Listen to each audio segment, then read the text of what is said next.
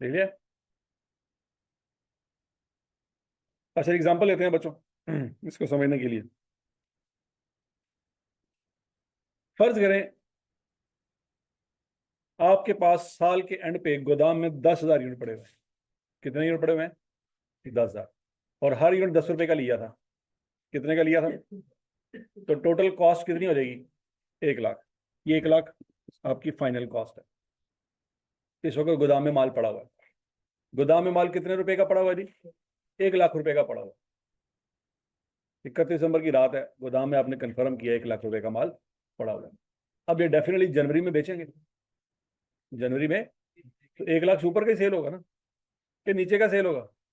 ऊपर का ही सेल होगा, बीच में प्रॉफिट मार्जिन रखना अपना। फर्ज करें जी आपने सोचा हुआ था कि ये जनवरी के पहले हफ्ते में सेल हो जाएगा। कितने का? 1,20,000 का। कितने का सेल हो जाएगा? 1,20,000। आपको किसी ने आके बताया सर जी जरा माल पे है ना गोदाम वो डैमेज हो गया। हमने कहा नहीं यार डैमेज कैसे हुआ पड़ा, हमने तो देखा है। वो कहता है आपने गौर से नहीं देखा। आप उसको फिजिकली जाके 1 बाय 1 यूनिट चेक करें, आपको पता चलेगा उस माल में तो नमी आ गई है। क्या आ गई है? नमी आ गई है। ठीक है, आपने दूर से देखा इतने यूनिट पड़े हैं, आपने यूनिट्स को क्लोज होके पकड़ के चेक नहीं किया, माल तो खराब हो रहा है। आपने कहा अच्छा अब ये डैमेज हो गया, ओके तो अब इसको ठीक कैसे कर रहे हैं? तो कहते फलाना बंदा हमारा एक दोस्त है, वाकफ है, उसको मैं कहता हूँ वो इनको आके खुश्क कर देगा, नमी इनकी निकाल लेगा, उसके पास एक मशीन है। हमने कहा ठीक है उसको बुलाओ। उसको बुलाया, उसको बताया जनाब ये माल है खराब हो गया, नमी पड़ गई है इसके अंदर, इसको ठीक करना है। वो कहता सर ठीक हो जाएगा, हम इसको खुश कर देंगे। अच्छा जी पैसे कितने लगेंगे जी? उसने कहा भाईजान 25,000 रुपये लगेगा। कितना लगेगा? 25,000। हमने कहा अच्छा ठीक है। फिर उसके बाद वो माल खुश्क हो गया, ठीक हो गया। अब इसको बेचना है। क्या करना है? बेचना है। तो बेचने पे माल को गोदाम से निकालेंगे, मंडियों तक लेके जाएंगे, तो ट्रांसपोर्टेशन खर्चा भी आना है कि नहीं आना? तो खर्चा भी आना।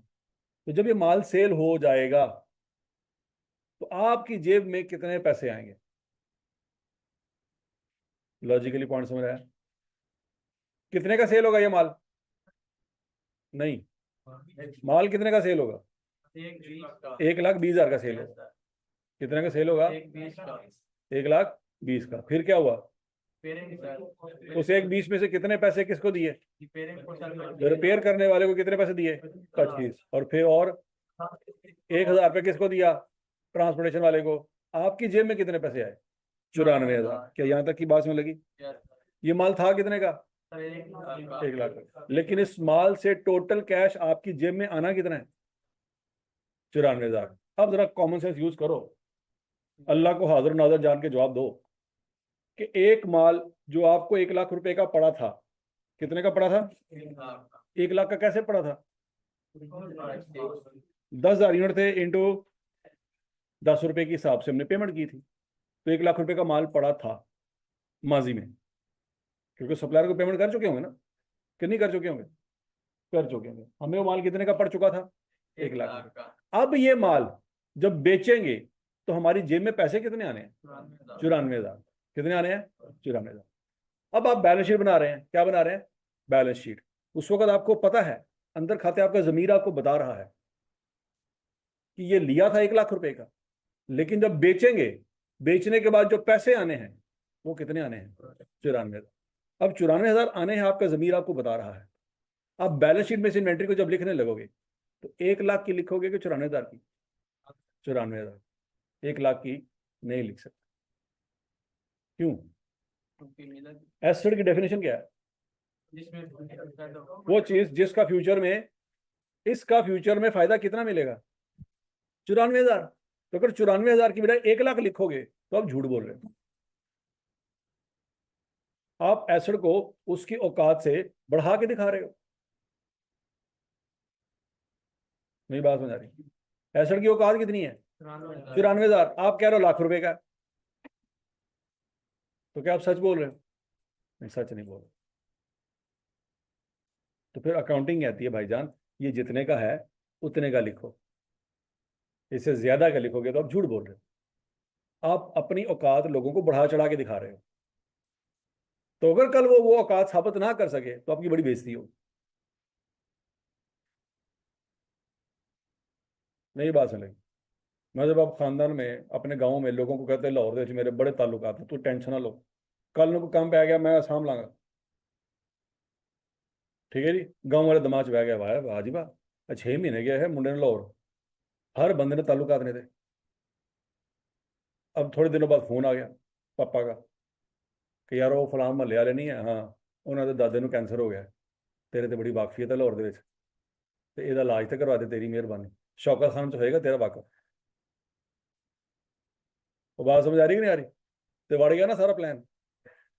ਹੁਣ ਲੱਭਦੇ ਫਿਰੋ, ਹੁਣ ਜਦੋਂ ਮਰਜ਼ੀ ਕੋ ਆਵਾਜ਼ ਨਹੀਂ ਆ ਰਹੀ, ਆਵਾਜ਼ ਨਹੀਂ ਆ ਰਹੀ, ਹੁਣ ਤੇ रगड़े गए।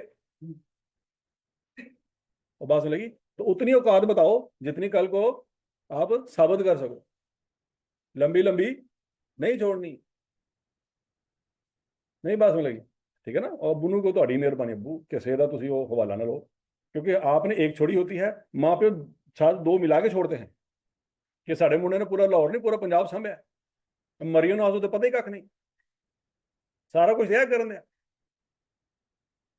समझ लगी है ना? ऐसे ना करो, जितने जोगे हो उतने जोगे दसो कि अब्बू जी मैनू बरकत मार्केट च खोटर वाला जानता है, एक मैनू धोबी जानता है, ठीक हो जी, तो एक मैनू वो जरा वे सफाई करने वाली मासी वो जानती, बस इन्होंने कोई काम है रे दसो। कपड़े शपड़े तो आने हो तो भी है वाकफ, तो आ लांगे कोई मसला नहीं, रोटी छोटी खानी हो होटल वाला है वाकफ, इन्हें के मेरा है दसो मैक्सिमम। और समझ लगी है? मैक्सिमम अबू अपनी तरफ से कुछ मिलाने लगेंगे आपके बारे में तो नाई का मिलाने का, कि नाई को भी जानता ही होगा। तो समझ आ रही बात? एडी लंबी नहीं छड़नी है आगे भाईजान, पूरे लाहौर में अपने ताल्लुकात में कोई टेंशन ही नहीं है। ठीक है जी। तो गांव में से हर दूसरे बंदे का आपको फोन आने शुरू हो जाए, फिर तुम नहासे फिरोगे, तुम कहो मैं तो लंदन होता हूँ, मैं तो कब से लाहौर का शिफ्ट हो गया। अच्छा जी, और यहां तक की बात समझ आ गई सबको? वो इन्वेंट्री ली कितने की थी? 1 लाख की। लेकिन बेच के अल्टीमेटली आपकी जेब में पैसे कितने आने हैं? तो 1 लाख का शो करोगे तो झूठ बोलोगे, अकाउंटिंग आती है झूठ नहीं बोलो। पॉइंट समझ आ गया? इसका मतलब ये हुआ बच्चों, खड़े खड़े आपको नुकसान हो गया। कितना नुकसान हुआ? 6,000 का नुकसान हुआ। क्यों? आपके नजदीक इन्वेंट्री 1 लाख की थी, अब जब बैलेंस शीट में लिखने लगे हो तो कितने रुपए के लिखने लगे हो? 94,000 की। तो 6,000 का क्या हो गया? बैठे बैठे नुकसान हो गया। क्या इन्वेंट्री रिपेयर हो गई है? नहीं हुई, खोते हो। इन्वेंट्री रिपेयर अभी नहीं हुई। क्यों? क्योंकि आप 31 दिसंबर की रात को खड़े हो। कब खड़े हो? 31 दिसंबर की रात को। तो उस वक्त एक बंदे ने बताया है एक बंदा आएगा, तो वो कब आएगा? जनवरी में आएगा ना, दिसंबर में थोड़ी आ सकता है। 31 दिसंबर की रात को तो आप खुद खड़े हो। वो बंदा आएगा, इसको ठीक करेगा, तो कब आएगा? जनवरी में आएगा। जनवरी क्या है? अगला साल। तो अगले साल में आएगा एस्टिमेटेड। हाँ जी, ये जरा ऊपर देखो फार्मूले में क्या लिखा हुआ है। हूं अखा खुलियां, लिखने लगा तो नहीं सोचा, हूं सोचा है। ये क्या लिखा हुआ है? एस्टिमेटेड। ये क्या लिखा हुआ है? ये क्या लिखा हुआ है? एक्चुअल में कुछ भी नहीं है। ये क्या लगा रहे हैं? अंदाजा। क्या लगा रहे हैं? अंदाजा लगा रहे हैं। जो एक्चुअल में आपको पता है वो क्या पता है? वो 1 लाख रुपए आपको पता है, क्योंकि उसके आपने पैसे पल्ले से दिए हुए हैं, आपकी जेब में से पैसे निकले हुए, वो कंफर्म है।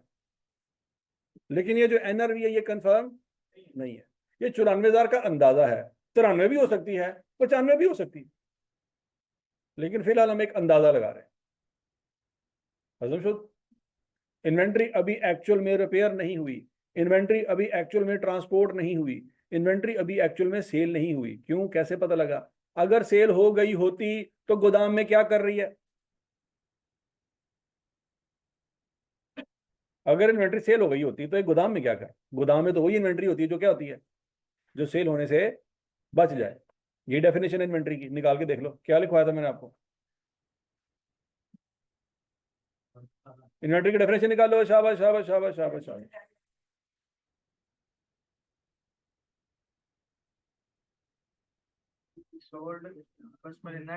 ठीक है जी। वो चीजें जो पड़ी हुई हैं और सेल नहीं हुई उसी को इन्वेंट्री कहते हैं। तो ये इन्वेंट्री सेल नहीं हुई, सेल होने की प्रोबेबिलिटी है। कि फ्यूचर में सेल हो जाएगी। और नहीं समझ आ रही बात? ठीक है जी। तो कितने की सेल हो जाएगी, कितना खर्चा हो जाएगा, कितने पैसे जेब में आएंगे, कितने की इन्वेंट्री पड़ी हुई है, अब क्या करेंगे? 94,000 की लिखेंगे। कितने की थी, अब कितने की लिखेंगे? बैठे बैठे क्या हो गया, 6,000 का नुकसान हो। अभी रिपेयर वाला नहीं आया, अभी ट्रांसपोर्टेशन नहीं हुई, अभी सेल नहीं हुई, अभी बैठे बैठे अंदाजा लगा रहे हैं। अब बैठे बैठे अंदाजा लगा रहे हैं तो दिल में वसवसा तो आया कि यार हजे केड़ा खर्चा आया, फिर 1 लाख दे लिखो ना। पॉइंट यह है कि कल को अगर इसको बेचते हुए 94,000 जेब में आए तो लोगों ने लित्तर मार रहे कि तुम काहदे अकाउंटेंट हो, तुम क्या सी इन्वेंट्री किन्ने दी है, 1 लाख दी, जेब च किन्ने पैसे पे ने थोड़े? 94,000। झूठ बोला ही सर, ऐसी है ना? तुम बड़े चार्टर्ड को तुम रहंदे नहीं, 1 लाख का तो सानू ही पता सी, तुम सीए करके साढ़े को की लैन आए हो कि तुहानू ये नहीं पता चल सका कि असल में इसकी औकात कितनी है। 1 लाख रुपया तो अन्य ही पता सी, उस वास्ते सीए की जरूरत नहीं सी है कि है सी, सीए की जरूरत नहीं थी है, पैसे दिए हैं सप्लायर को, पता है पल्ले से पैसे दिए हैं, 1 लाख तो हमें भी पता था, तुमने क्या पहाड़ तोड़ा ये बताओ। समझ आ रही कि नहीं आ रही? तो हमने अपने एस्टिमेट लगाने होते हैं जो वो नहीं लगा सकते, ये हमारी क्रिएटिविटी है जो उनके पास नहीं। हम कहेंगे सर ठीक है, 1 लाख रुपए की आपने पेमेंट की है, हाँ जी पेमेंट 1 लाख रुपए की है, ओके ये डन हो गई, कंफर्म है। लेकिन ये पता क्या, मार्केट में जब कल आप सेल करेंगे ना तो 1,20,000 की सेल होगी, ओके, लेकिन जिसकी हालत है इस हालत में नहीं सेल होगी, इसको पहले ठीक करना होगा, ओके, फिर ये मार्केट में लेके जाएंगे, ओके। तो आपके पास नेट जो आने हैं ना 94,000 आने हैं, 1,20,000 नहीं आने, तो फिर क्या करें? 94 की इन्वेंट्री लिखें, 1 लाख रुपए आपको बेनिफिट नहीं मिलना इसका, हजम शुद्ध, ठीक है जी। तो हम कहेंगे भाईजान आपने 1 लाख रुपए की इन्वेंट्री लिखी है, ये 1 लाख रुपए की नहीं है, कितने की है? 94,000 की है। तो इससे क्या हो जाएगा, नुकसान हो जाएगा, ठीक हो गया जी। और समझ लग गई है? अब जरा सुनो बच्चों, ध्यान से, ध्यान से सुनो, ध्यान इधर ही है। अब जरा ध्यान से मेरी बात सुनो। फर्ज करो जिस साल के एंड पे आपके पास इन्वेंट्री पड़ी हुई है, उस पूरे 12 महीनों में आपने 5 लाख रुपए का माल सेल किया। कितने की सेल की? 5 लाख रुपए की। साल के शुरू में 50,000 का माल पड़ा हुआ था, जो पिछले साल के एंड की क्लोजिंग इन्वेंट्री थी, वो इस साल की शुरू की क्या हो जाएगी? इस पूरे साल में आपने 4 लाख रुपए का माल सप्लायर से लिया। कितने का लिया? और साल के एंड पे इस वक्त जो इन्वेंट्री पड़ी हुई है कितने की पड़ी हुई है? 1 लाख की पड़ी हुई है। तो कॉस्ट ऑफ सेल फाइनल हो रही 50 जमा 4 लाख माइनस 1 lakh, final cost of sale क्या निकलेगी? 3.5 लाख। कितने का माल बेचा? 5 लाख का। 3.5 लाख की कॉस्ट ऑफ सेल आई, तो प्रॉफिट कितना आया? 1.5 लाख। ये आपकी स्टोरी चलनी है अगर माल आपका ठीक है, अगर माल सारे का सारा क्या है? ठीक है। लेकिन अगर माल ठीक नहीं है तो ये गड़बड़ हो जाएगा सारा कुछ। क्या सेल में गड़बड़ आएगी? नहीं। ओपनिंग स्टॉक में गड़बड़ आएगी? परचेज में गड़बड़ आएगी? किस में गड़बड़ आएगी? Closing stock. Closing stock 1 lakh की बजाय कितने का लिखना पड़ेगा? 94,000 का लिखना पड़ेगा। क्लोजिंग स्टॉक की वैल्यू कम कर दी, उससे क्या होगा?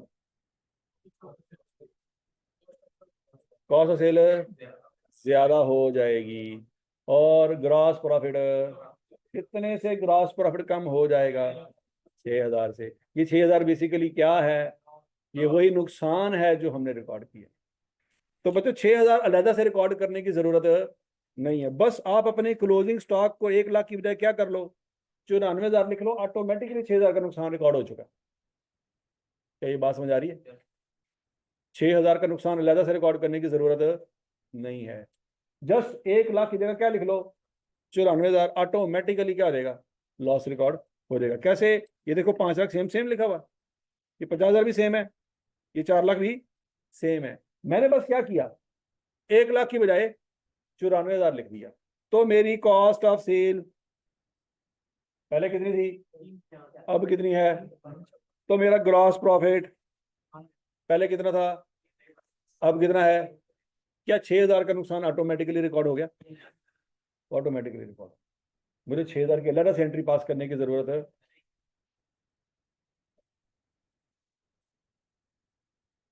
शुद्ध एनआरडी का कंसेप्ट समझ आ गया बच्चों सबको। अब दूसरी एग्जांपल, पहले एग्जांपल सबको क्लियर है? अब दूसरी एग्जांपल ध्यान से बच्चों। आपके पास क्लोजिंग स्टॉक में 10,000 यूनिट पड़े हुए थे। कितने पड़े हुए थे? हर यूनिट कितने रुपए का था? टोटल खर्च, टोटल पैसे आपकी जेब में से कितने निकले? या आपका खर्चा हो चुका है, सप्लायर को माल पैसे दे चुके हैं। कितने पैसे दे चुके हैं? 1,00,000 रुपए दे चुके हैं। क्या ये कन्फर्म है या ये भी अंदाजा है? ये कन्फर्म है। इसकी तो आपके पास रसीद भी मौजूद होगी। तो समझ आ गई बात है? अच्छा, अब अगला पॉइंट। आप ये माल फ्यूचर में जनवरी के महीने में बेचेंगे। कितने का? 1,20,000 का। ये भी डैमेज हुआ पड़ा था, लेकिन ये छोटा डैमेज हुआ पड़ा था, इतना ज्यादा डैमेज नहीं हुआ पड़ा था। इसको ठीक करने में कितना खर्चा आएगा? 5,000। और इसको मार्केट में जब ट्रांसपोर्ट करेंगे तो कितना खर्चा आएगा? 2,000। तो जब बेच बचा के हमें जो पैसे मिलेंगे, कितने पैसे मिलेंगे? 1,13,000 मिलेगा। कितना मिलेगा? 1,13,000। अब मुझे बताओ, आपका जमीर क्या कह रहा है?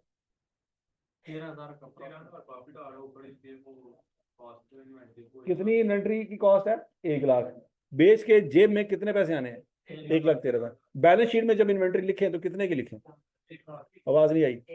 1,13,000 की। क्यों 1,13,000 नहीं आ रहा आपको?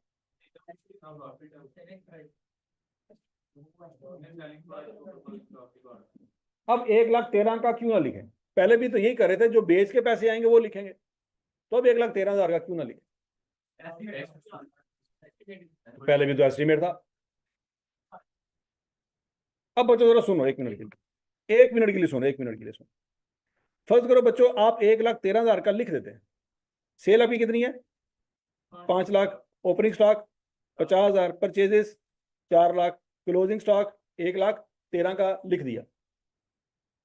क्योंकि सची मुची बेच के कितने पैसे जेब में आने हैं? 1,13,000। तो 1,13,000 का स्टॉक है, लिख दिया आपने। तो उससे बच्चों आपकी कॉस्ट ऑफ सेल क्या हो जाएगी? 3.5 लाख की बजाय 3,37,000 आएगी। कम आएगी। कम क्यों आएगी? क्लोजिंग की वैल्यू बढ़ गई। 1,00,000 की बजाय कितनी लिख दी? 1,13,000।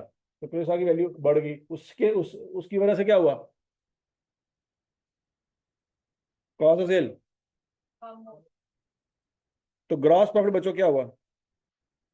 ज्यादा हो गया। अब इसकी लॉजिक आपने याद रखनी है। क्या बच्चों ये 13,000 का प्रॉफिट हमें अगले साल जनवरी में होना था? बोलो बोलो बोलो बोलो। बेच के होना था ना प्रॉफिट। वो प्रॉफिट हमने आज ही अपने इस साल के प्रॉफिट में रिकॉर्ड कर लिया। इस साल का प्रॉफिट हमारा कितना होना चाहिए था? 1,50,000। कितना रिकॉर्ड किया? 1,63,000। तो क्या हुआ? वो चीजें जो फ्यूचर में बेच के प्रॉफिट कमाना था, वो प्रॉफिट हमने इस साल में रिकॉर्ड कर लिया। तो क्या ये ज्यादती नहीं है? अगले साल का प्रॉफिट इस साल में रिकॉर्ड करके बैठे हुए। तो फिर अगले साल जब बेचेंगे तो फिर क्या रिकॉर्ड करेंगे? अगले साल कुछ भी रिकॉर्ड नहीं हो पाएगा, क्योंकि प्रॉफिट तो आपने पहले ही रिकॉर्ड कर लिया। नहीं बात सुन रही? देखो ना, इस वक्त जब आप अपनी किताबों में इन्वेंट्री लिखेंगे बच्चों, कितनी? 1,13,000 की इन्वेंट्री लिखेंगे। ये अगले साल बेचेंगे तो 1,13,000 ही मिलना है। इन्वेंट्री कितने की है? 1,13,000 की। बेची, पैसे कितने आए? 1,13,000। प्रॉफिट 0। प्रॉफिट क्या होगा? 0, क्योंकि सेल कितने की हुई? 1,13,000 की। Cost of sale 1,13,000। प्रॉफिट 0। वो प्रॉफिट जो अगले साल चीजें बेच के हुआ, वो प्रॉफिट हम पिछले साल में रिकॉर्ड करके बैठे हुए। पॉइंट समझ लग गया? तो बच्चों फिर इस चीज की भी इजाजत नहीं है। We should record closing stock in statement of financial position at 1,00,000 रुपया। तो यहां से कंसेप्ट समझ आया हमें। कंसेप्ट क्या समझ आया? कि अगर इन्वेंट्री की वैल्यूएशन करते वक्त नुकसान हो, क्या हो? नुकसान हो तो कब रिकॉर्ड करें? फौरन। लेकिन अगर इन्वेंट्री की वैल्यूएशन करते वक्त फायदा हो तो वो फायदा रिकॉर्ड नहीं करेंगे। कौन सा कंसेप्ट है ये? Prudence concept. कि नुकसान रिकॉर्ड कर लो, फायदा रिकॉर्ड नहीं करें। इसकी मैंने एग्जांपल दी थी बैड डेट्स में, याद है कुछ? पेपर दे रहे थे, कुछ याद है कि दोबारा एग्जांपल दें? अच्छा जी, असूल बांध लीजिए अपनी जिंदगी में। असूल, RULE, क्या बनता है? असूल। Inventory is always valued. Inventory is always valued. Valued का तर्जमा भी मैंने लिखा हुआ है, क्योंकि आपसे कल को वैल्यू का तर्जमा भी नहीं होना। Inventory is always valued. Valued का मतलब क्या है? Recorded in statement of financial position at lower of cost or NRV. Inventory is always valued at lower of cost or NRV. क्या मतलब है? यहां पे देखो बच्चों, पहली एग्जांपल देखते हैं। कॉस्ट कितनी थी? 1 लाख। NRV कितनी थी? 94,000। हमने कितने पे बैलेंस शीट में लिखा? 94 पे। दूसरी एग्जांपल देखो, कॉस्ट कितनी थी? 1 लाख। NRV कितनी है? 113। तो हमने 113 पे नहीं लिखा, 1 लाख पे लिखा। दोनों सूरतों में लोअर वैल्यू की तरफ गए, और दोनों सूरतों में लोअर वैल्यू की तरफ गए। तो बच्चों फिर हमारा असूल क्या बन गया? Inventory is always value at lower of cost और एनर्जी। इन दोनों में से जो लोअर वैल्यू होगी उस पर रिकॉर्ड करें। हजम शुद्ध।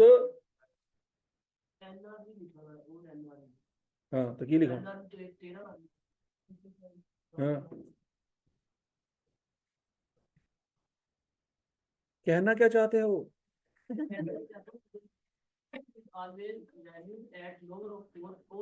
हाँ अच्छा, और कॉस्ट? कॉस्ट, चलो दूर फिटे मुंह। और लिखा है और का मतलब क्या होता है? वाह वाह वाह वाह। हूं दोबारा पढ़ सवाल। पैगी ठंड इन्नी जी गल नहीं ना ये? नहीं नहीं, है कहना हो सकता। थोड़ी सी बिस्ती करके अगर कंसेप्ट क्लियर होता तो करा लो। नहीं नहीं, नहीं। और मेरे मुंह बिस्ती फंसी हुई है। कॉस्ट कितनी है? NRV कितनी है? तो लोअर कौन सी है? तो 1 लाख पे रिकॉर्ड करेंगे ना। की करे उत्ते दो मिसाला भी दित्तियां ने, ये हर मिसाल तो यस ही करता रहा। हालात चेक करो इस कौम दे। वो सिर्फ सोचते हैं ना कुछ एग्जांपल नंबर 2 वाली पहुंच गए ना किते। जो मैं एग्जांपल नंबर 2 समझा रहा सी, तू किते पहुंच गया सी? नहीं नहीं पहुंच गया सी तू झूठिया।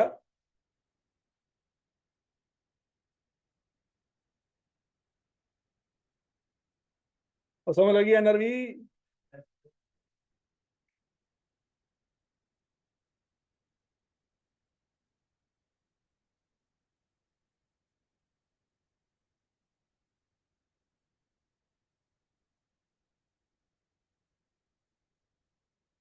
अच्छा नहीं बच्चों, कल हमने सवाल कुछ देखे थे परपेचुअल सिस्टम के और पीरियोडिक सिस्टम, ऐसी है। अब जरा एक सवाल और करते हैं परपेचुअल सिस्टम का, लेकिन इसमें कुछ NRV का पंगा भी आएगा, तो उसको भी अब हमने देखना है। सवाल नंबर है जी, एग्जाम्पल नंबर 11 है आपकी बुक में, मौजूद है कि नहीं मौजूद? देख लो।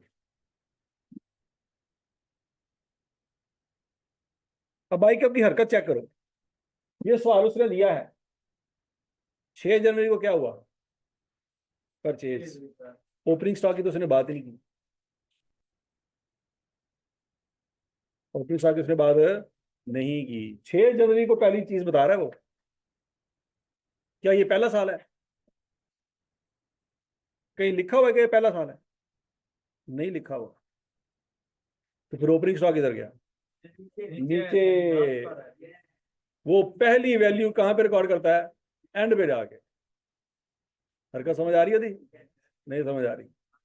ये है आई कैप। ते तेन तो सीधी सीधी गल नहीं समझ आती है, क्या नहीं करेगा? हाँ, ऐसे तो नजर भी नहीं आता। समझ तो नहीं सी आती, वो नजर भी नहीं आता। वो फील होता कुछ कि नहीं। मैं हिस्सा चेक करे, तेरी हिस्सा ठीक ने सारियां? चलो जी, समझ तो नहीं आती, फील ही नहीं होता, नजर ही नहीं आता। चलो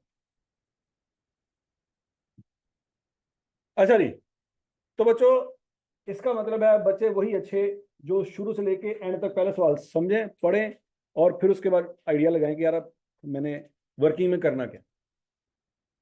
ऐसा नहीं कि पहली लाइन पढ़िए तो नाल लेजर कार्ड सारा बना लिया तो पता लगा एंड तो लिखा सी ओपनिंग स्टॉक, शुरू तो बनाना पड़ेगा। अच्छा जी, अब पढ़ते हैं जी। Opening inventory consist of 10,000 units costing 1480,000। क्या ये पर यूनिट कॉस्ट है? ये टोटल कॉस्ट है। तो पर यूनिट कॉस्ट उसने अगर नहीं दी तो निकाल सकते हैं, क्या आएगी? हैं 1,048 किसकी कॉस्ट आई है? 1,048 की आई है, वो ले जाना जरा सामने है। हूं तो कसम खा मैं तेन क्या सी बोल।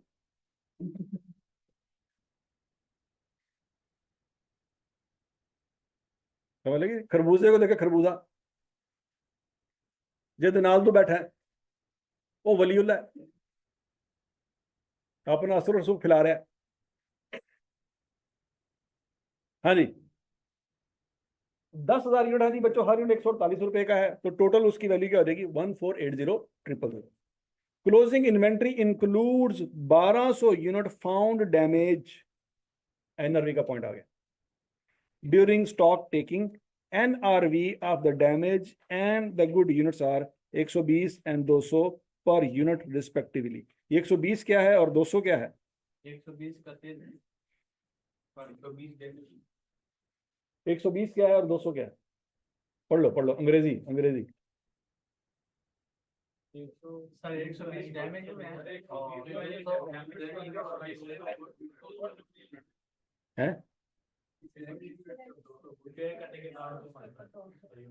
120 डैमेज यूनिट है और 200 गुड यूनिट है। दौर बेटे वो थोड़ी अंग्रेजी दे। 120 क्या है? हैं? कौन सी प्राइस? पढ़ ले।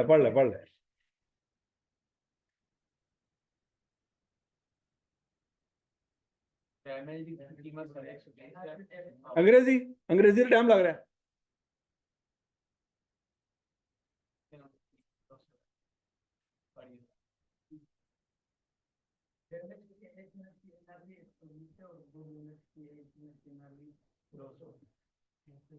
अच्छा जी, ये कौन सी प्राइस है? सेल प्राइस है, ये है सेल प्राइस, और ये भी क्या है? Sale price. ठीक है जी। हाँ, ये सेल प्राइस को वो क्या कह रहा है? एनआरवी। और एनआरवी की फार्मूले के अंदर सेल प्राइस लिखी हुई है कि नहीं लिखी हुई? तो बेसिकली सेल प्राइस एनआरवी होती है। मतलब ये वो पैसे हैं जो गुड को मार्केट में बेच के कस्टमर से आपको मिल जाएंगे।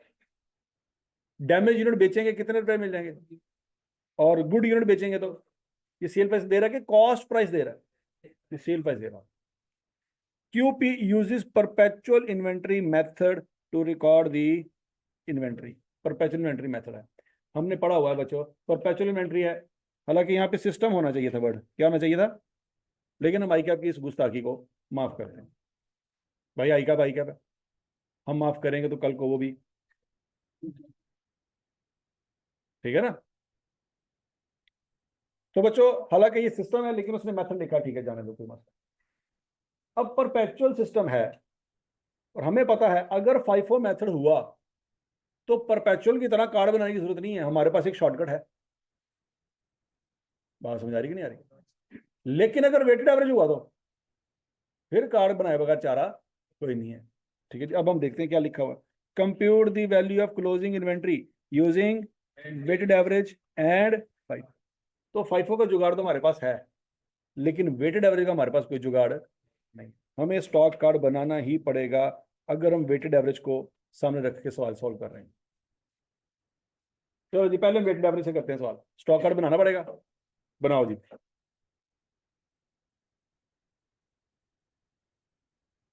शाबाश शाबाश शाबाश शाबाश शाबाश। कल आपको सिखाया था सारा कुछ, सिखाया था। सबसे पहले क्या लिखेंगे? कितने कॉलम बनाएंगे? 4। कौन कौन सा? इशू और लिया। स्पीडो स्पीडी स्पीडो स्पीडी। शाबाश शाबाश शाबाश।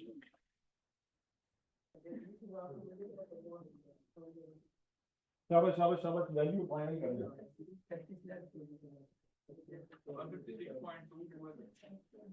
ओके, अच्छा जी, अब जरा 18 जनवरी को समझते हैं।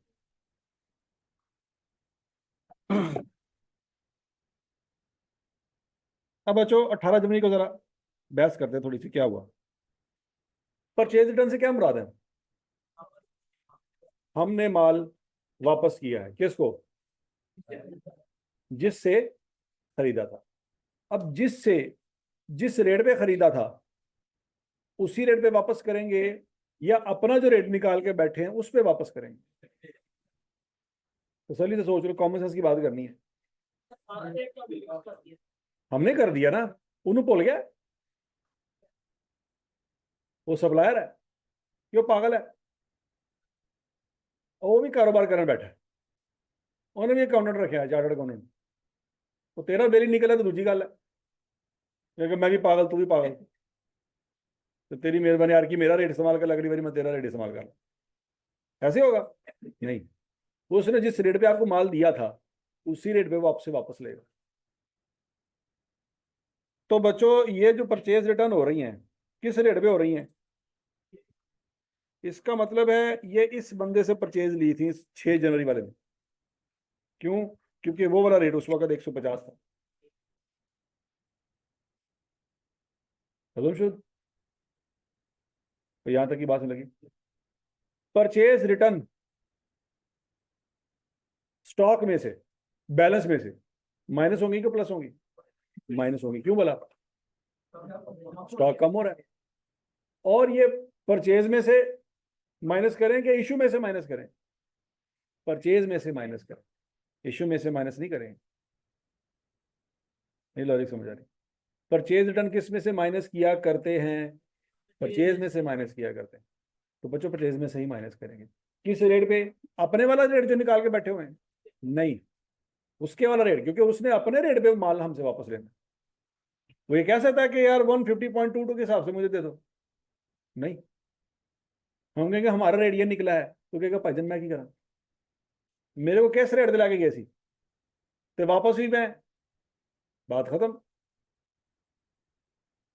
नहीं नहीं सर, वो हमने क्लास में पढ़ा था तो वो सारा कुछ बेड़ा गर्क हो जाएगा सर, अब आपकी मेहरबानी। तो मान लेगा आपकी बात, अगर तू क्लास में पढ़ाई तो मैं की करा, तेरे चक्कर से मैं घाटा खा जा। वो क्लियर है कि सर वो क्लास में बस मुझे इतनी की समझ आई थी, आपकी बड़ी मेहरबानी, मेरा रेट हिल जाएगा अगर आप 150 वाली बात करेंगे। क्या 150 वाली वैल्यू जब आप रिकॉर्ड करें तो आपका रेट हिल गया कि नहीं हिल गया? चेक करो चेक करो चेक करो। अब वो रेट नहीं होगा जो आपने निकाल के बैठे हुए। कल मैंने आपको एक बात बताई थी कि रेट कब कब चेंज होता है? जब परचेज करते हैं तब चेंज होता है, और जब सेल करते हैं तब चेंज नहीं होता। और आज एक और बात पता लगी, क्या? जब परचेज रिटर्न करते हैं तब भी चेंज हो जाता है। हजम शुद्ध, जब परचेज रिटर्न करते हैं तब भी रेट चेंज हो जाता है। नहीं पल्ले पैरी गल, नहीं पल्ले पैरी गल।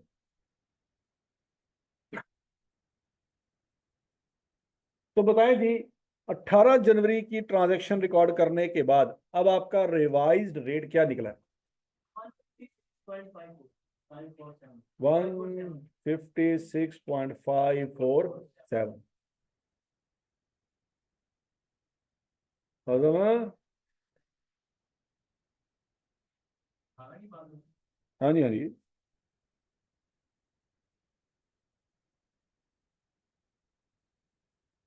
156.547 ये निकला है। आपके पास बाकी माल कितने रह गया बच्चा? 19,000। और बाकी वैल्यू कितनी रह गई? 29,74,400। चेक कर लो, चेक कर लो, चेक कर लो।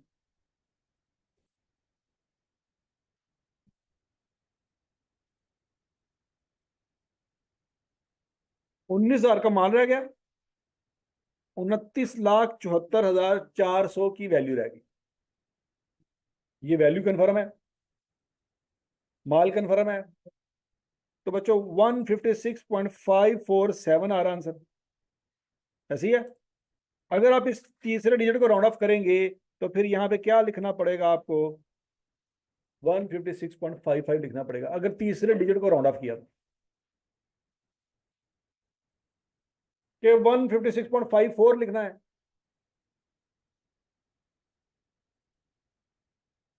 और डेसिमल के बाद तीसरा डिजिट 7 है ना, या तो 5 और 7 लिख लो, कोई इतराज नहीं है। 5 4 7 लिख लो। या अगर आप राउंड ऑफ करना ही चाहते हो तो इस 7 की वजह से 4 क्या हो जाएगा? 5 हो जाएगा। और राउंडिंग ऑफ पड़ी हुई है ना, कहाँ पड़ी थी? 9th में पड़ी थी। किस किस सब्जेक्ट में? किस सब्जेक्ट में? फिजिक्स में। चैप्टर का नाम क्या था? चैप्टर का नाम, चैप्टर का नाम क्या था? ये थोड़ा हालात ने डॉक्टर बनना, डॉक्टर। चैप्टर का नाम नहीं याद। चैप्टर का नाम था सिग्निफिकेंट डिजिट्स। हाँ जी, ये हालात ने थोड़े। ਜਿਹੜੀ ਸ਼ਾ ਪੜੀ ਉਹ ਵੀ ਯਾਦ ਨਹੀਂ ਆ ਰਹੀ ਤੇ ਪੇਪਰ ਤੇ ਸੀਏ ਤੇ ਇਹੋ ਜਿਹਾ ਨਾ ਜਿਹੜਾ ਪੜਿਆ ਵੀ ਨਹੀਂ ਹੋਣਾ ਤੇ ਆ ਜਾਣਾ ਪੇਪਰ। कोरोना वाली जनरेशन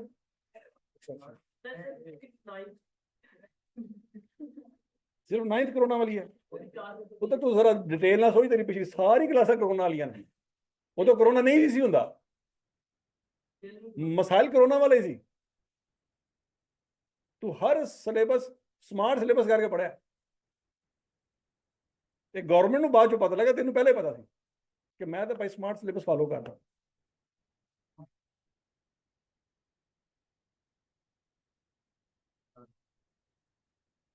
अच्छा जी, तो समझ लगी बात। तो 19,000 यूनिट पड़े हुए हैं, 156.547 आपका रेट है और 29,74,400 आपकी टोटल वैल्यू। यहां तक सब राजी माजी?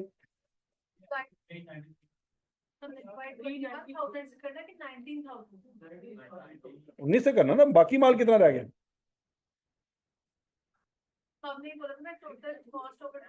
हाँ तो टोटल यूनिट इस वक्त कितने हैं? 1,000 तो वापस कर दिए। गोदाम में कितने पड़े हैं? 20 तो नहीं पड़े, 1,000 तो वापस हो गया।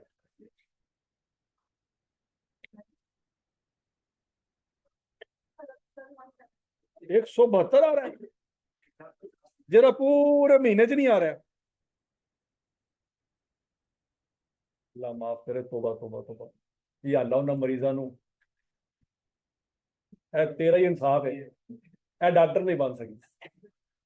इन्हें गुर्दे में था तो पिता फारा कर देना ही, फेफड़े च मसला होना इन्हें गुर्दे कर देने से, गुर्दे में मसला होना गिट्टे फारा कर देने। शुक्र है अल्लाह, शुक्र। क्या बनना था उस कौम की। मैं तो उस बंदे का सोचने हैं जिसका बेड़ा गर्क होना है। अल्लाह माफ करे, वो जलती है।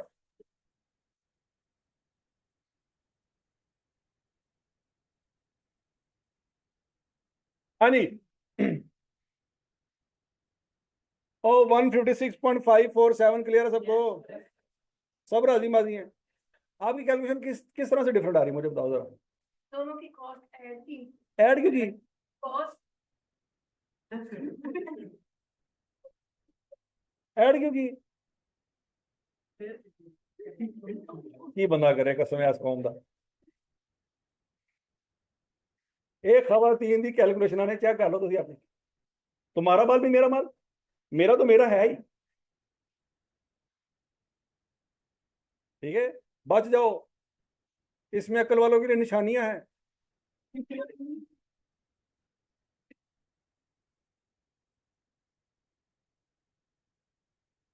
हाँ भाई, सब चेंज करने के बाद चले आ गए। अब उसके बाद क्या हुआ? सेल कितने, किस रेट पे? इस पे नहीं होगी, ना ना ना ना ना, ये सेल प्राइस है हमारे पास, तो रेट उस पे इशू करेंगे 156.547। अगर को 547 लेना चाहते कोई मसला नहीं है, लेकिन अगर को 55 भी लेना चाहता कोई मसला नहीं, थोड़ा सा फर्क आ जाएगा लेकिन बाद में समझेंगे।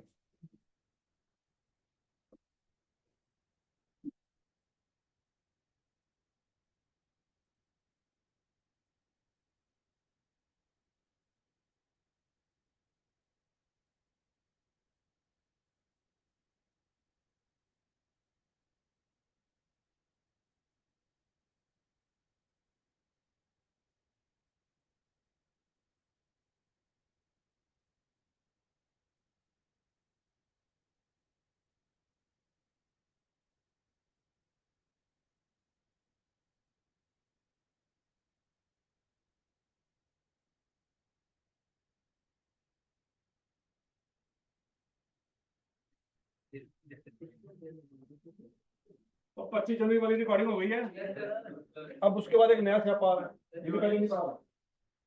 ड्राइंग, ड्राइंग क्या होती है बता? मालिक अपने घर में इस्तेमाल करने के लिए कुछ चीजें निकाल दो, यहाँ पे वो पैसे निकाल रहे हैं कि चीजें निकाल रहे हैं? यहाँ पे वो चीजें निकाल रहे हैं, पैसे नहीं निकाल रहे। समझ आई बात? क्या वो यूनिट्स निकाल सकता है? या आप उसको कहेंगे देखिए सर हमने अकाउंटिंग की क्लास में पढ़ा था कैश निकाल सकते हैं आप, चीजें नहीं निकाल सकते।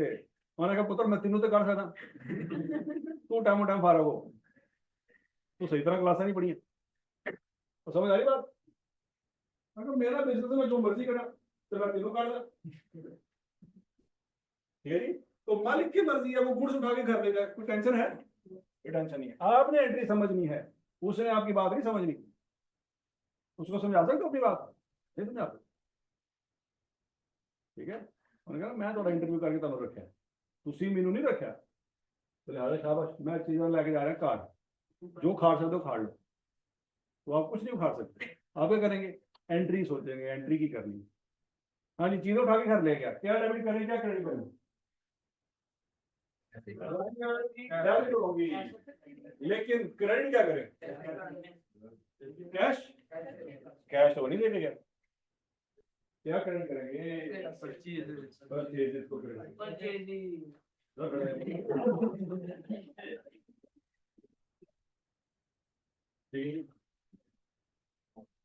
अच्छा जी, देखो अगर तो कैश लेके जाता तो क्या क्रेडिट करते? कैश, वो गुड्स उठा के कर लेंगे, तो गुड्स को क्रेडिट करेंगे। लेकिन गुड्स के जो अकाउंट है उसका नाम क्या है? गुड्स तो नहीं रखा ना, क्या नाम रखा था उसका? गुड्स। जब उठा के घर लेके गया तो गुड्स के नाम से तो कोई अकाउंट नहीं आपके पास, किस नाम से अकाउंट आपके पास? परचेज पे नाम, तो परचेज को क्रेडिट करेंगे। कितने यूनिट उठा के ले गया? रेट भी लिखा यहाँ पे, रेट होना चाहिए ना, तो वो अपने घर लेके गया भाई, वो रेट क्यों बताया आपको? वो रेट बताएगा क्या? वो कस्टमर है आपका, तो वो रेट क्यों बताया? रेट आपने सोचना है, कौन सा रेट? जो आप निकाल के बैठे हुए हैं वही रेट यूज होगा। अब सोच समझ लो देना, क्या ये 2000 यूनिट आपके गोदाम में से, बैलेंस में से माइनस हो गए? और कहाँ माइनस होंगे? बैलेंस में से माइनस कर दिया ना, और किस कॉलम में से माइनस होने? परचेज में से माइनस होने। परचेज रिटर्न कहाँ माइनस किए हैं? परचेज में से, तो ये ड्राइंग कहाँ से माइनस होगी? परचेज में से माइनस। इशू के कॉलम को नहीं छेड़ना। सर देखिए हम 1.54 लें तो वैल्यू चेंज आती है, 55 लें कोई मसला नहीं, कोई मसला नहीं। 54 नहीं ले रही फिर आपने, 547 लेनी, क्योंकि 4 के बाद क्या है? 7, तो 547। एक दफा 55 लिया फिर 54 ले लिया। अब 29 जनवरी तक सारी स्टोरी क्लियर है बच्चों? 29 जनवरी को आपके गोदाम में कितने यूनिट पड़े हुए हैं? 15,000 यूनिट पड़े हुए हैं। कितनी वैल्यू पड़ी हुई है? 21,82,720। थोड़ा सा फर्क आ सकता है अगर पीछे अपने रेट में 15 रुपए था, यदि खैर। तो वैल्यू क्या आ रही है जी आपके? रेट क्या आ रहा है? 145.5, और 10-15 रुपए की खैर है। एक यूनिट कितने रुपए का है? 140 रुपए का। थोड़ा फर्क कितना आ रहा है? 30 रुपए का। ਇਹਦੀ ਖੈਰ ਇਹਦੇ ਕੋਈ ਟੈਨਸ਼ਨ ਵਾਲੀ ਗੱਲ ਨਹੀਂ ਹੈ। ਹਾਂ ਜੇ ਤੁਹਾਡਾ ਫਰਕ 10-15 ਹਜ਼ਾਰ ਰੁਪਏ ਦਾ ਆ ਰਿਹਾ ਫਿਰ ਲਿੱਤਰ ਪੈਣ ਵਾਲੀ ਗੱਲ।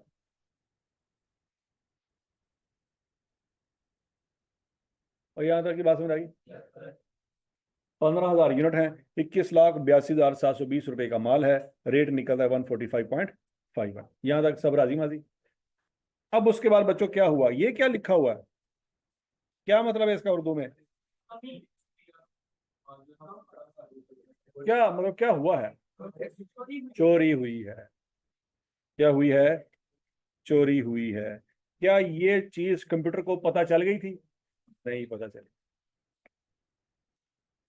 देखो ये सारा कुछ कौन रिकॉर्ड कर रहा है? कंप्यूटर। लेकिन ये जो चोरी हुई है ये कंप्यूटर ने रिकॉर्ड नहीं की। ये हम फिजिकली 31 तारीख को गए, माल चेक करते करते हमें पता चला कितनी चोरी हुई है। और चोरी हो सकता है 10 जनवरी को हुई हो, चोरी हो सकता है 10 जनवरी को हुई हो।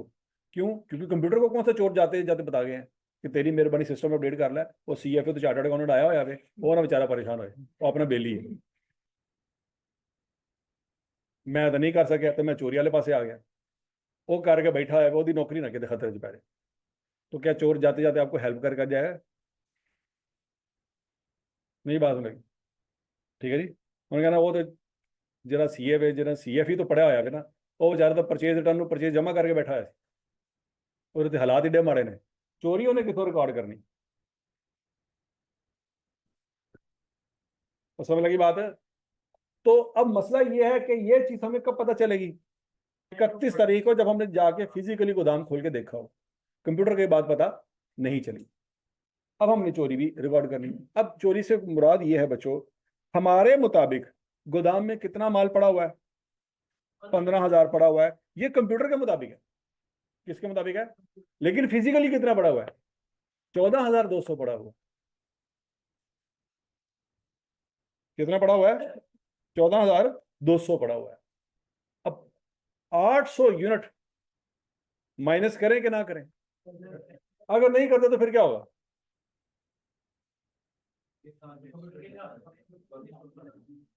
कंप्यूटर क्लास से पढ़े हुए हैं ना, तो पढ़े रहने दें। मसला क्या है? 800 क्यों माइनस करें? वजह एक चीज है ही नहीं और आप कहते हैं कि है, तो ये आप झूठ बोल रहे हैं। एक चीज है ही नहीं और आप कह रहे हैं पड़ी हुई है। छोटा भरा नस गया और तो आप पापा को कह रहे नहीं नहीं होता है कितने गेम शेम खेडन दिया, वो फिजिकली गेम खेडन दिया। नहीं समझ आई? नशेगा तो पता लगेगा। समझ आ रही बात? आपने घर वालों को तसल्ली दी, टेंशन वाली बात नहीं है। वो तो वाशरूम जो है मैक्सिमम तुम पता तो दायमी कब्ज है, और 3-3 4-4 घंटे वाशरूम जी बैठा रहते, निकल आएगा आपकी शाम तक। चेक करो, हूं समझ आई जाके। अच्छा जी, और समझ आई बात? अब शॉर्टेज जो है ये रिकॉर्ड करनी जरूरी है, क्योंकि अगर रिकॉर्ड नहीं करेंगे तो झूठ बोल रहे हैं। हजम शुद्ध। अच्छा, अब 800 रुपए की शॉर्टेज हुई है, किस रेट पे रिकॉर्ड करें?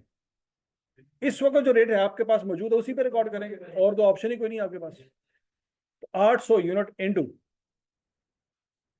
145 पॉइंट, ठीक है जी, क्या वैल्यू आएगी? अच्छा, ये आप बैलेंस के कॉलम में से तो माइनस कर लेंगे, करेंगे ना? और कहां से माइनस करेंगे? परचेज में से भी माइनस।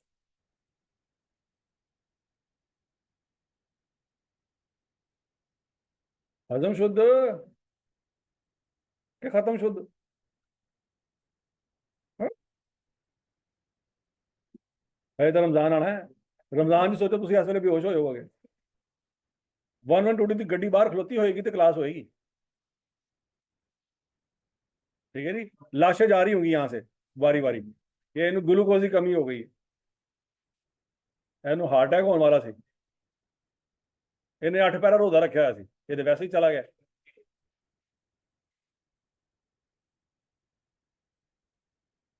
और यहाँ तक की बात समझ आ गई सबको? अब बच्चों आपका फाइनल बैलेंस गोदाम के अंदर कितने यूनिट पड़े हुए हैं, किस रेट पे पड़े हुए हैं, क्या वैल्यू पड़ी हुई है?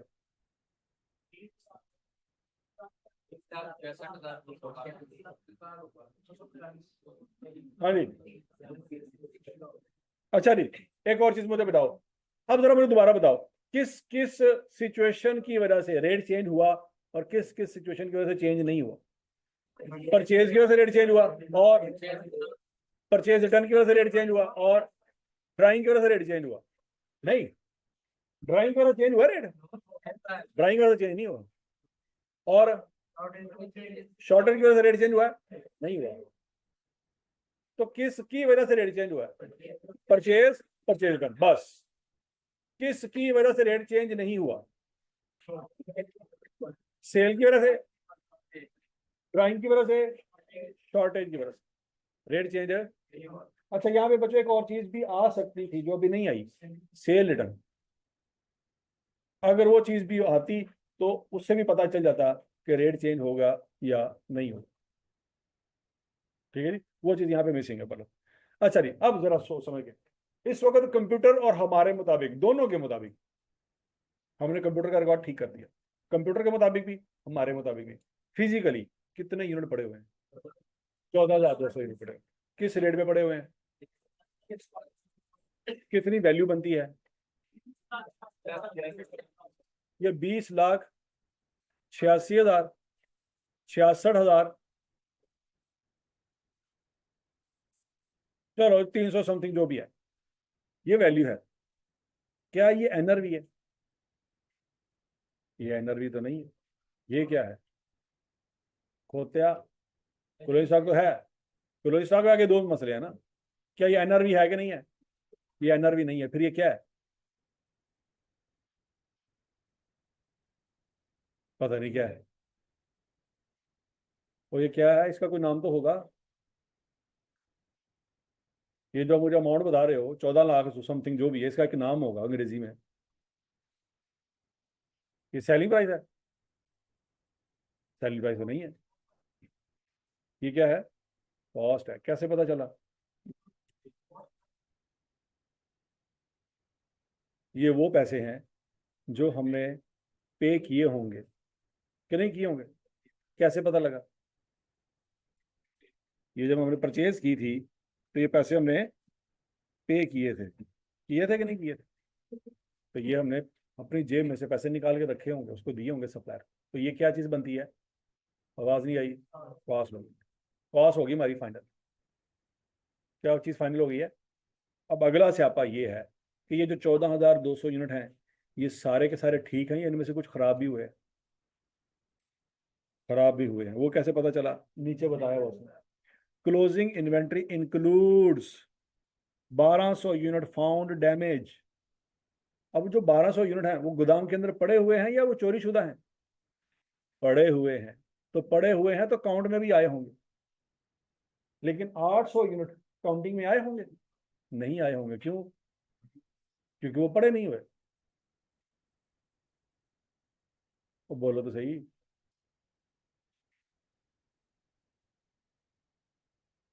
समझ आई बात? मतलब घर में रात के वक्त अब्बू बच्चों की काउंटिंग कर रहे हैं, 1 2 3 4, पंजवा किधर गया? या बाकी चारों की हालत ठीक नहीं है? बाकी चारों की हालत ठीक होना भी नहीं है, वो भी डैमेज ने, लेकिन मौजूद थे ने। मसला तो पंजवे का है। सबसे पहले फिर क्या करेंगे? पंजवे का मसला हल करेंगे।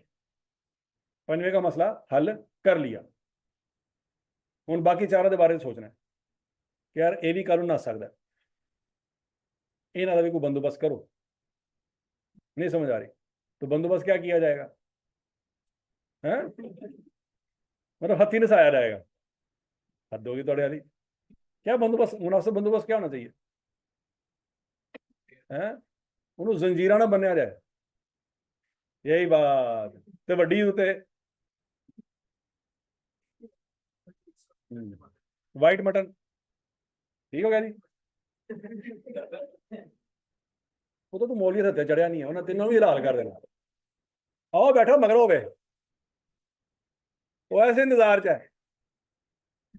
कि इन्हों चो केड़ा हलाल होए।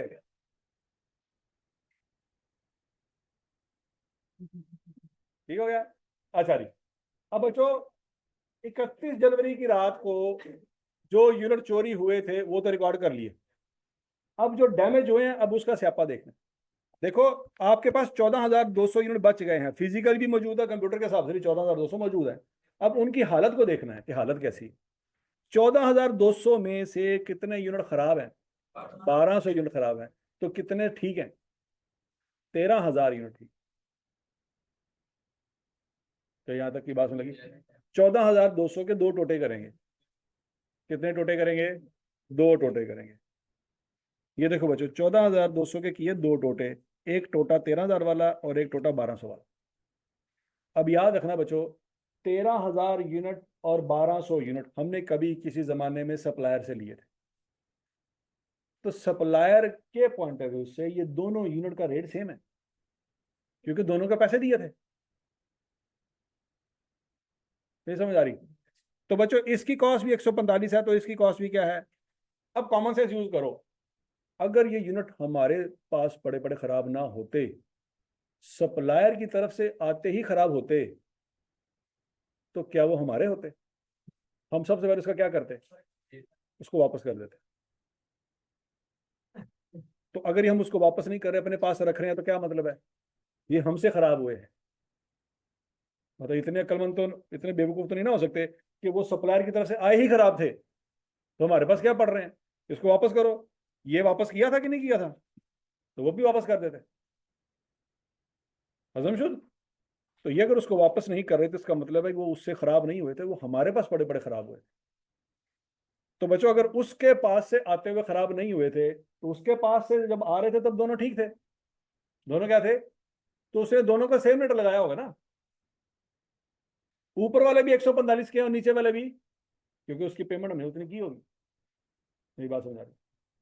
अब स्यापा ये है कि जब बेचेंगे तो क्या मिलेगा। जो गुड वाले यूनिट बेचेंगे तो क्या मिलेगा? 200 मिलेगा। और खराब वाले जब बेचेंगे तो क्या मिलेगा? 120 में। यहाँ तक की बात समझ लगी बच्चों? कॉस्ट दोनों की सेम है, लेकिन सेल प्राइस दोनों की सेम है नहीं। और हमने पढ़ा हुआ है कि इन्वेंट्री को बैलेंस शीट में रिकॉर्ड करेंगे किस वैल्यू पे? एनआरपी पे। लोअर ऑफ कॉस्ट और एनआरपी पे। अब बच्चों अगला पॉइंट, इन दोनों में से लोअर कौन सी है? 145। इन दोनों में से लोअर कौन सी है? 120। तो बच्चों ये 13,000 को किससे मल्टीप्लाई करेंगे? 145 से। और ये 1,200 को किससे मल्टीप्लाई करेंगे? चेक कर लो, ये वैल्यू समझ आती है आपको?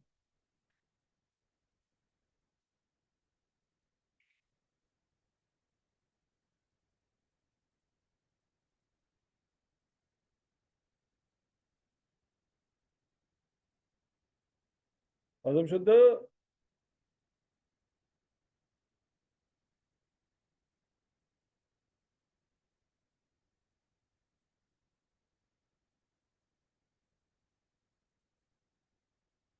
नहीं समझ आई?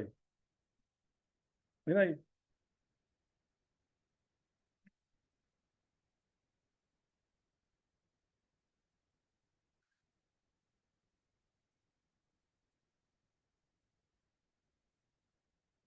अच्छा बच्चों, ये क्या बला है? इसका नाम क्या रखा था आपने?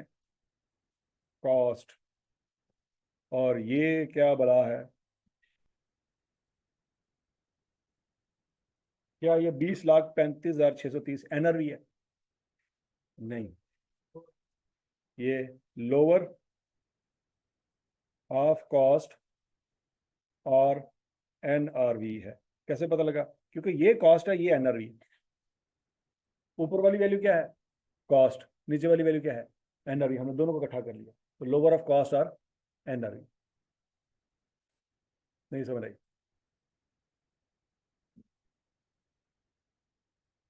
है?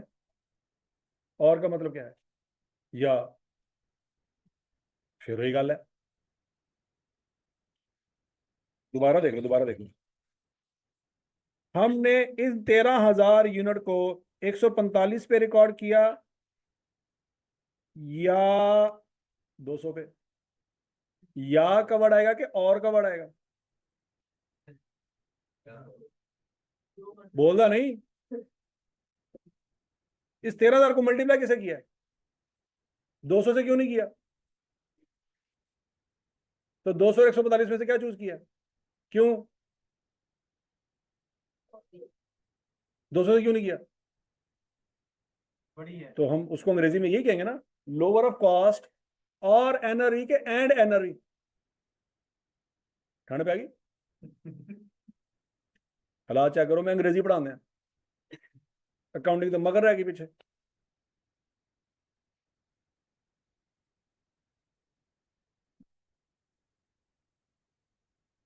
हजम शुद्ध। ये स्यापा बच्चों अभी तक हमने कवर किया है वेटेड एवरेज का। अभी किसका रहता है? फाइफो वाला रहता है। फाइफो वाले का जुगाड़ हमारे पास है। क्या हमें फाइफो में स्टॉक कार्ड बनाने की जरूरत है? नहीं, उसका हमारे पास जुगाड़ है। फाइफो का हमारे पास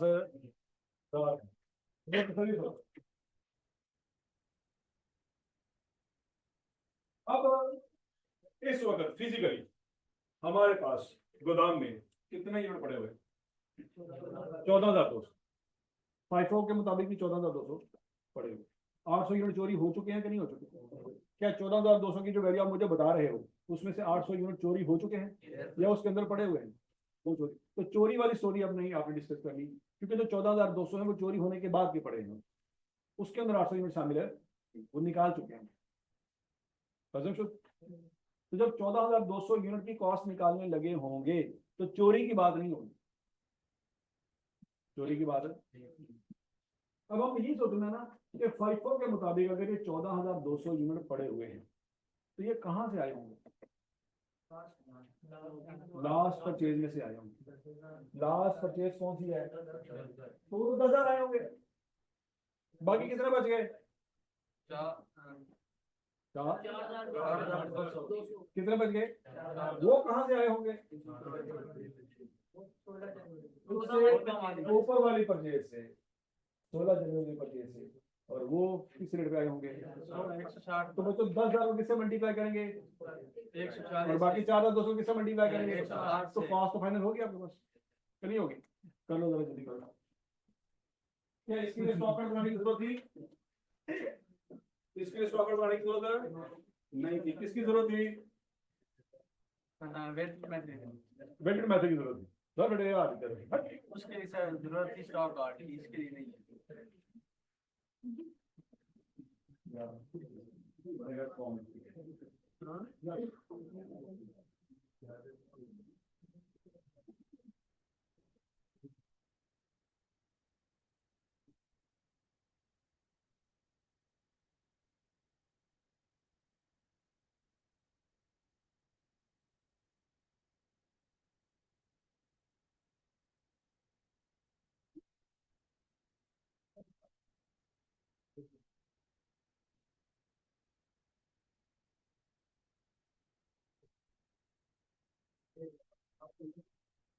हाँ भाई, और फाइफो के मेथड के मुताबिक कॉस्ट फाइनल हो चुकी है। अब याद रखना, ये जो आपने कॉस्ट निकाली है इसमें चोरी शुदा यूनिट नहीं है। चोरी शुदा यूनिट है उसका स्यापा पहले खत्म कर चुके हैं। कैसे पता लगा चोरी शुदा यूनिट क्यों नहीं है? क्योंकि 14,200 यूनिट किसी के पड़े हुए हमने जाके वेरीफाई किए हुए।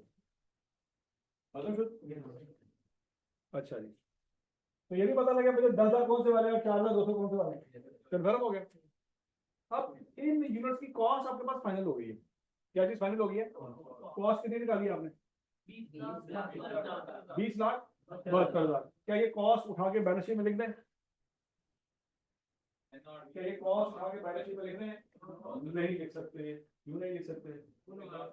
क्योंकि इन 14,200 यूनिट में 1,200 यूनिट डैमेज है। तो डैमेज वाले यूनिट तो नहीं ना जाने चाहिए 140 पे 160। समझ रही? 14,000 यूनिट की आपने क्या चीज फाइनल की अभी? कॉस्ट फाइनल की है। हमने कॉस्ट पे रिकॉर्ड नहीं करना, हमने किस पे रिकॉर्ड करना? लोअर ऑफ कॉस्ट और यहाँ तक की बात मेरी। हमने सिर्फ एनआरबी पे भी रिकॉर्ड नहीं करना, ना सिर्फ कॉस्ट पे करना है। क्या करना होगा? लोअर वैल्यू पे करना। अच्छा, कॉस्ट निकाल के बैठे हुए हम। अगला पॉइंट, कितने यूनिट डैमेज है? 1200। तो 14,200 के दो टोटे करेंगे, 13,000 और 12,000। 13,000 और 1200। लेकिन 13,000 के भी दो टोटे करेंगे, कौन कौन से? 10,000 और 3। भला क्यों? क्योंकि 13,000 की कॉस्ट सेम नहीं है, यस सर। तो 3 टोटे करने पड़ेंगे। कौन कौन सा? 10,000 वाला टोटा, 3,000 वाला टोटा और 1200 वाला टोटा। ये समझ आई? तो क्लियर सबको? 10,000 वाला टोटा, ठीक है, गुड है। कॉस्ट क्या होगी उसकी? 140। 140। 3,000 वाला टोटा, ठीक है, ठीक है। कॉस्ट क्या होगी? 160। 160।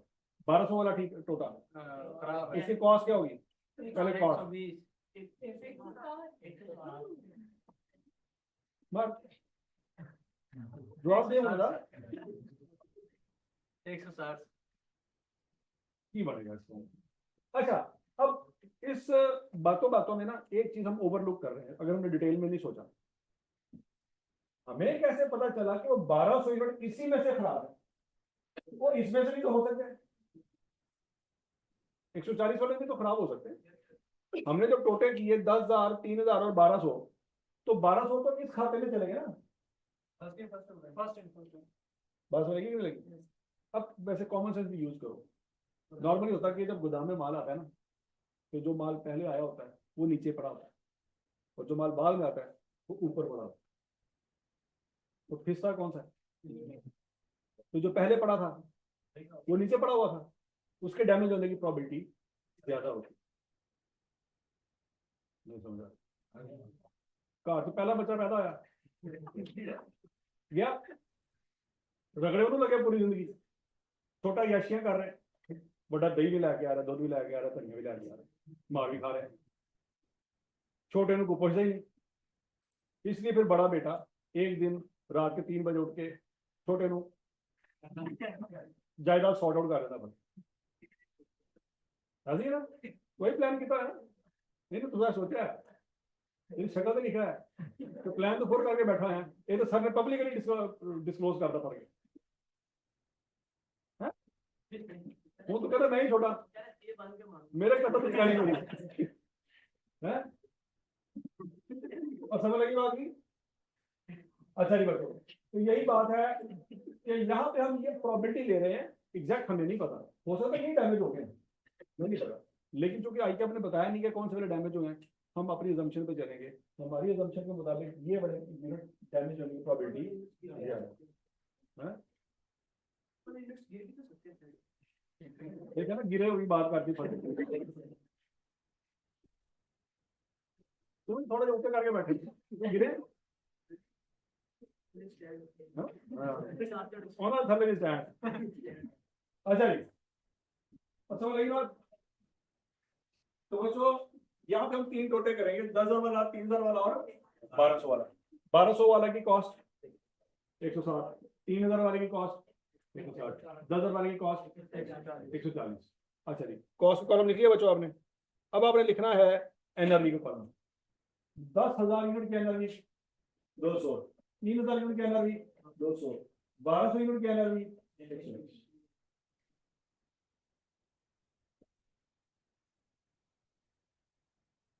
120। नहीं बात सुने? हाँ जी, पहले 10,000 यूनिट की बात करते हैं। 140 या 200 लोअर, इसको इससे मल्टीप्लाई कर दें। अगले 3,000 यूनिट्स 160 या 200, 160, इससे मल्टीप्लाई कर देंगे। अगले 1200 यूनिट्स 160 या 120, 120, इससे मल्टीप्लाई।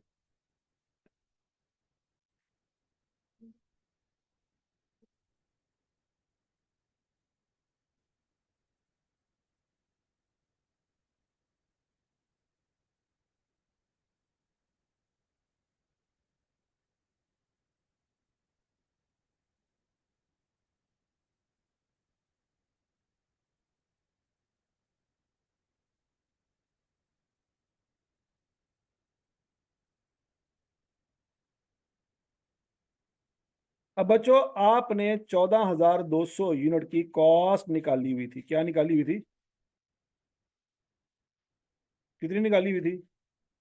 20,72,000। ये कॉस्ट थी। लेकिन ये क्या है? ये एनआरवी है? नहीं, ये लोअर है। एनआरवी तो यहाँ पे थी। अगर आप इसको इससे मल्टीप्लाई करते तो एनआरवी आनी थी। हम एनआरवी तो नहीं निकाल के बैठे हुए, हम तो लोअर वैल्यू निकाल के बैठे हुए। ठीक है जी। तो बच्चों ये वाली वो वैल्यू है जो आपने बैलेंस शीट में रिकॉर्ड करनी है। बैलेंस शीट में कौन सी वैल्यू जाती होती है? लोअर ऑफ कॉस्ट और एनआरवी। ठीक है जी। उसकी कॉस्ट 20,72,000 थी, तो हम इसको रिकॉर्ड नहीं कर रहे।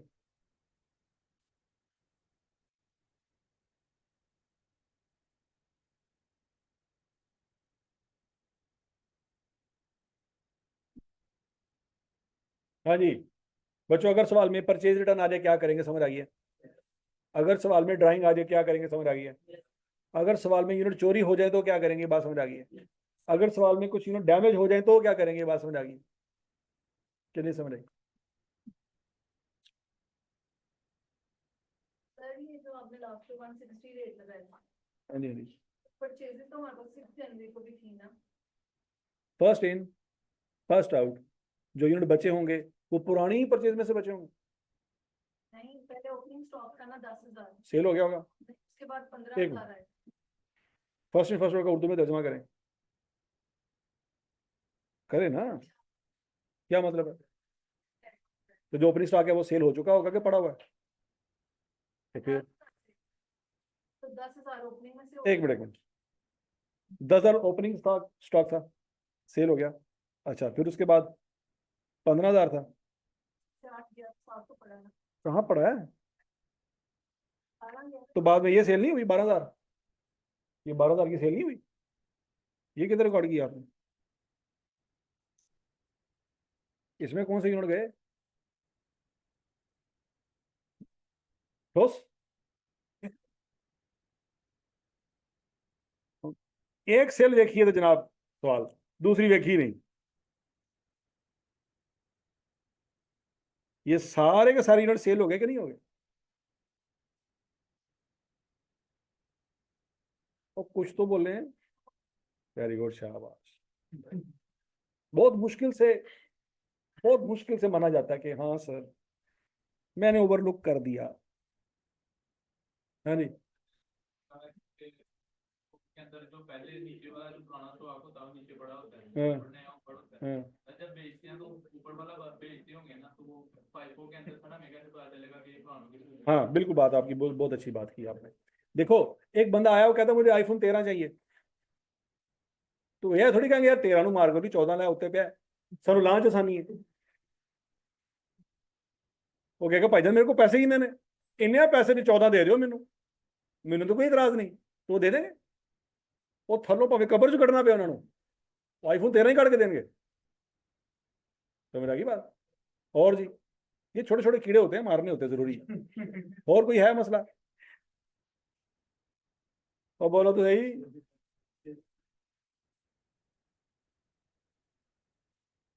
खामोश। अरे वो 18 साल तुम जाया करते जिंदगी में, 18 साल जाके 7-8 घंटे होर जाया करते तुम रीला वे वेख। 15 मिनट पढ़ने का मौका मिल रहा, मौत पै जानी ਤੁਹਾਨੂੰ। हालात चेक करो इस कौम के। होर खोला ਤੁਹਾਨੂੰ डिटेल ਵਿੱਚ बायोग्राफी करा, फिर एफएससी ने किससे डिस्कस सत्यानाश। अल्लाह माफ करे। नहीं मैं क्यों कमा, मैं पागल हाँ ना ना। चलो अपनी अपनी एफएससी संभो चलो। क्या? अच्छा मैंने बताया हुआ है और आप फिर कंफर्म कर रहे हैं? वाह वाह वाह वाह वाह वाह वाह। क्या बात है, इतने ही फड़े गए तुम। चेक करो। अच्छा जी, ओपनिंग बैलेंस बच्चों कितना है? 4500 यूनिट। अच्छा, इस सवाल में जो नया पॉइंट है ना वो सिर्फ ये है, ये मैं कह रहा था कि वो पिछले सवाल में नहीं आया। अगर ये पॉइंट आ जाए तो किस पे रिकॉर्ड करेंगे ये हमने देखना है। ठीक है जी। अच्छा बच्चों, इस सवाल में जो मसला है वो ये है कि सिस्टम कौन सा है। तो स्टॉक कार्ड तो गया, स्टॉक कार्ड की नौबत नहीं आनी। अगला स्यापा, मेथड कौन सा है? तो वेटेड एवरेज में क्या किया करते थे बड़ा? वेटेड एवरेज में क्या किया करते थे? Total cost divided by total units से क्या आता होता था? रेट आता होता था। उस रेट को क्या करते थे? क्लोजिंग स्टॉक से मल्टीप्लाई कर देते थे। हमारे पास क्लोजिंग स्टॉक की वैल्यू है, बजाय इसके वन बाय वन रेट निकालें, ये स्यापा ही खत्म हो गया था। याद है ना? तो इसमें बच्चों आपने ये क्लोजिंग स्टॉक से रेट निकाल के इन्वेंट्री से मल्टीप्लाई कर देंगे तो क्या चीज़ आ जाएगी? कॉस्ट आ जाएगी। क्या आ जाएगी? कॉस्ट। लेकिन क्या बैलेंस शीट में कॉस्ट जानी है? बैलेंस शीट में कॉस्ट नहीं जानी। बैलेंस शीट में जानी है क्या? Lower of cost of energy. अब यहाँ पे देखो बच्चों, यहाँ पे भी कुछ यूनिट चोरी हो गए और 400 यूनिट क्या हो गए? डैमेज हो गए। अच्छा, 400 में भी दो क्लासिफिकेशन कर दी उसने। 300 अलहदा डैमेज हुए हैं और 100 अलहदा डैमेज हुए हैं। 400 यूनिट जो डैमेज हुए हैं उसके दो कैटेगरीज हैं। कौन कौन से? 300 अलहदा है और 100। 300 का क्या मसला है? सर वो उन 300 यूनिट की एनआरवी क्या है? 140 है। Sure shot? ना ना ना ना ना ना। आफ्टर बीइंग रिपेयर्ड हाँ जी, एनआरवी कितनी है उसकी? 120 है। तो जो डैमेज उसको ठीक करके बेचना ना। अच्छा जी, बाकी 100 के बारे में उसने क्या कहा है? कि वो कबाड़िया भी नहीं उठाने आएगा। मन नहीं बात लगी? मतलब घर में टूटी छाबियां हैं, वो अगर किसी को दोगे तो पतीसा दे देगा। इसका वो कह रहा है मैं पतीसा भी नहीं देना। Have no sales value. वो कहते हैं वैसे माल सटाना सटा दो, पैसे नहीं मंगने मेरे को। मैं थोड़े दे आसान कर रहे हैं, की कर रहे हैं, गंद साफ कर रहे थोड़े करो, लेकिन मेरे को पतीसा नहीं मांगना। 6 कप का सेट नहीं मांगना। मुझे को कप केड़े वाला वो जरा क्रिकेट के मैच में मिलता है, वो उसकी बात नहीं हो रही। तो ठीक है, हैव नो सेल्स वैल्यू, पड़े तो हुए हैं लेकिन मार्केट में बेचेंगे तो कख नहीं मिलना। यहाँ तक कि पॉइंट समझ आ गया बच्चों? ये सवाल घर से ट्राई कर लेंगे। एग्जाम्पल नंबर 12, नाम क्या है? जालिम ट्रेडर्स। वो तो सवाल करोगे तो पता लग जाएगा। ठीक है जी। आई क्या बड़ा सोच समझ के जालिम को क्या किया है, ये करोगे तो पता लगेगा कि नाम गलत है। सेल रिटर्न से रेट चेंज होगा या नहीं होगा, यही तो आपका। अच्छा अच्छा, सुनो सुनो और सुनो सुनो सुनो, इसमें तो बच्चों रेट चेंज होने वाला कंसेप्ट ही नहीं आना। भला क्यों? तमाम परचेज का एक ही रेट है, क्योंकि आप रेट साल के एंड पे निकाल के बैठे। इसमें तो स्टॉक कार्ड ही नहीं बनाना आपने, तो रेट चेंज वाला स्यापा यहाँ पे आना ही नहीं है।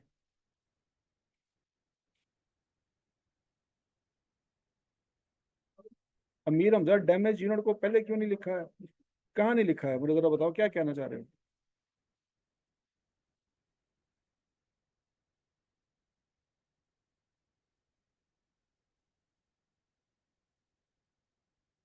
जाए जाए जाए जाए। अमीर हमजा, बताएं जरा क्या कह रहे हैं हम? आपका मैसेज मैंने अभी देखा है।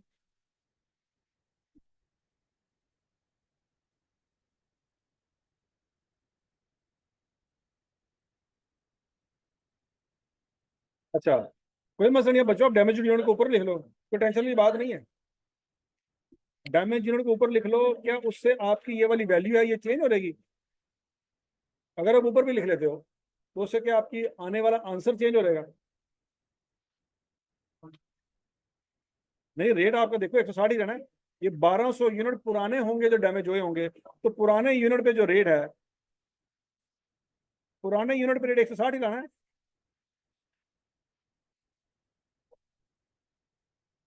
पुराने यूनिट डैमेज हुए हैं ना, तो उस पर रेट 160 ही आना। ठीक हो गया? ओके बच्चों।